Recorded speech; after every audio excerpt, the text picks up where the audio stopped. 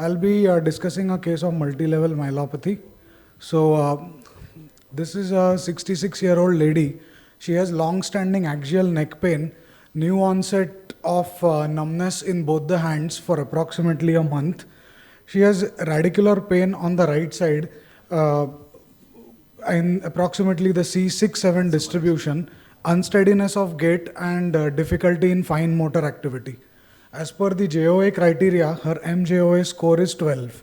So these are the flexion extension X-rays, and this is what the MRI scan shows. So there is a kyphotic alignment of the cervical spine. There is a multi-level compression.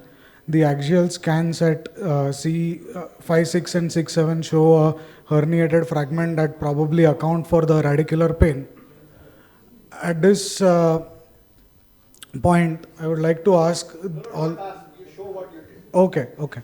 So this is what we did.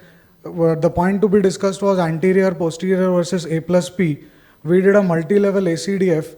The reason being there was a kyphotic deformity, K-line negative. The pathology was at the disc level. So while choosing between ACDF and ACCF, if there is a retrovertebral pathology, then ACCF may be an option. But in this case, it was at the disc level and it was a reducible deformity. We only have an 8-month follow-up. So the patient has resolution of the arm pain, her gait and hand function has improved, and MJOA score is 16. So these are the follow-up images. Okay.